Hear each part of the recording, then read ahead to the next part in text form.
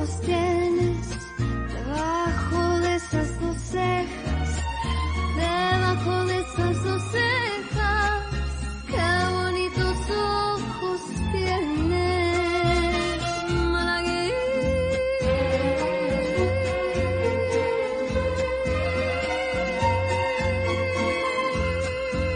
malagueña salerosa.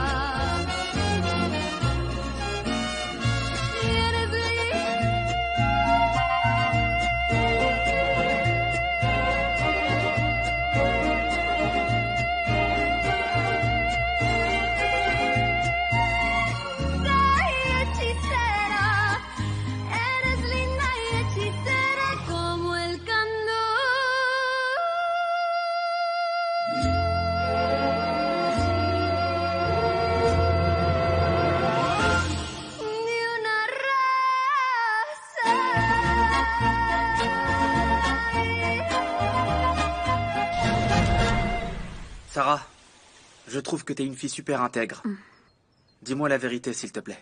Lucas, je ne fais qu'obéir à la volonté de notre père. Les choses ont beaucoup changé depuis ton arrivée, tu le sais. Et non, je ne te le dis pas pour t'embêter. Car je ne sais même pas si c'est bon ou mauvais. Eh ben, je peux te garantir que je m'intéresse à rien qui ne soit en relation avec le travail. Arrête de tourner autour du pot, d'accord? Si mon frère Juan t'intéresse, nous devons tous le savoir.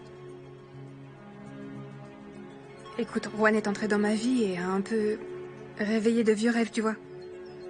Mon rêve de me sentir vivante, par exemple. Tu l'aimes ou non, Sarah?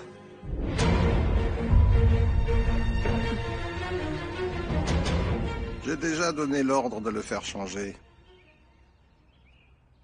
Que se passe-t-il entre vous, Juan? Eh bien, il arrive ce qui devait arriver. Ton père vous a appris à être un gentleman. Et vous avez donné votre parole aux parents de Juliette. Une femme n'est pas seulement là pour t'accompagner à un moment de ta vie, mon fils. Avez-vous cessé d'aimer Juliette? Juliette n'est pas la femme de ma vie. Ma chérie. Brian.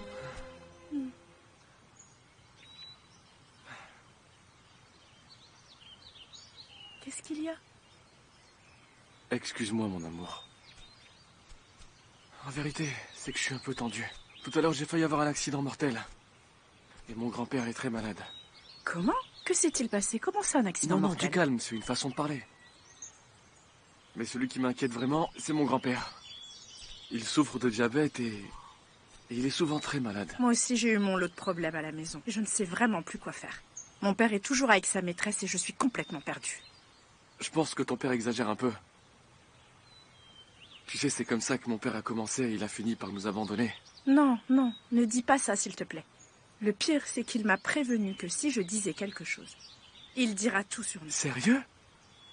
Il nous embête, ton père? Tu veux que je lui parle? Non. Si tu dis quelque chose, il est capable de m'enfermer pour toujours. Brian. Quoi? On va se marier et on va partir loin d'ici.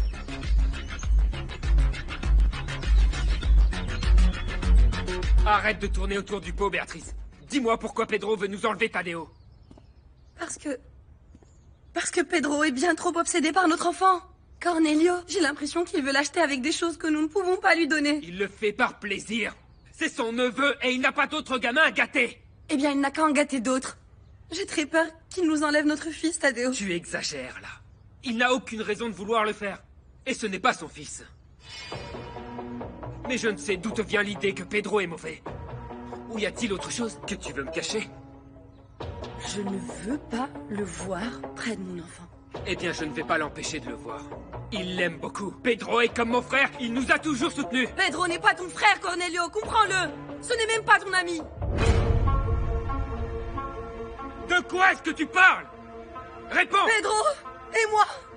Quoi? Non, ma jolie.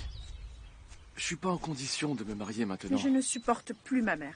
Mon père est infidèle, mes sœurs s'occupent de leurs affaires, et cette commère de Berta Perfecta est toujours sur notre dos.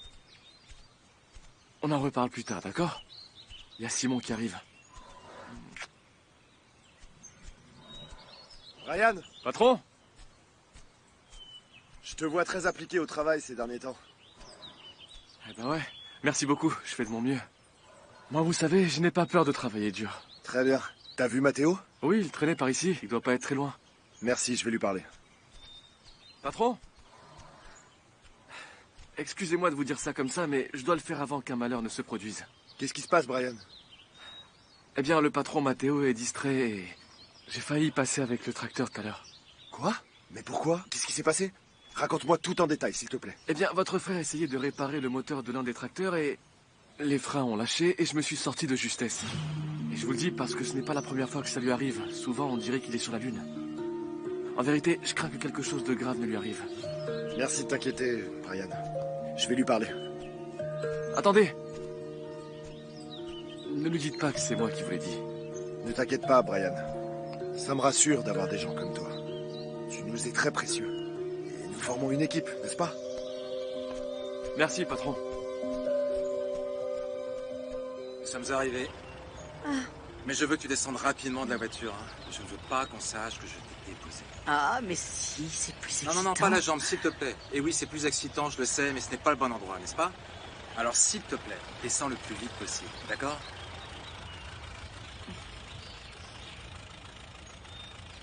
Nous y sommes. Oui, mais je ne descendrai pas tant que tu ne m'auras pas ouvert la porte comme un vrai gentleman. D'accord, mon chéri?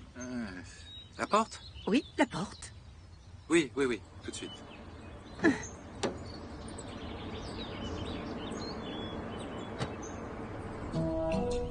Dis donc, ce n'est pas la chauve-souris là-bas? Et Prospi? Et votre nouvelle amie Déborah Portillo? Mission accomplie. Merci beaucoup.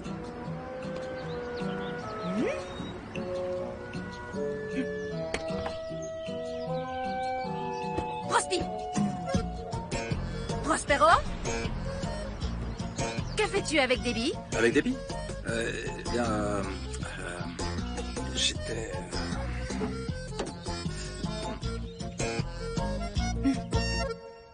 Je ne sais pas si toutes ces années j'ai aimé Juliette ou si je n'ai fait que l'apprécier. Cessez de vous mentir, Juan. Vous avez protégé Juliette comme on protège une amie. Parlez-lui clairement. Dites-lui les choses telles qu'elles sont. Je ne veux pas la blesser. Eh bien, c'est déjà fait, non? Et lorsqu'une femme comme Juliette se sent autant blessée, elle devient capable de tout. Vous savez de quoi je parle. Vous l'avez déjà vécu avec elle. Mon monde est complètement chamboulé depuis l'arrivée de Sarah. Elle met du désordre dans ma vie. J'ai plus le contrôle de moi-même. Si, vous l'avez, Juan. Votre père vous a donné la force d'aller de l'avant. Je ne l'ai plus, non. Je corrige un problème et un autre survient. Je pensais que j'allais y arriver tout seul. Mais je me sens perdu sans lui. Vous n'êtes pas tout seul. Je vais toujours vous soutenir. Vous pouvez compter sur moi. Je serai toujours à vos côtés. Car pour moi, tu es comme un fils, Juan. Vous êtes comme notre deuxième père, Modesto. Vous devez être fort pour vos frères et vos sœurs, et pour la mémoire de mon patron. Et je sais que vous avez tout pour l'être, mon garçon.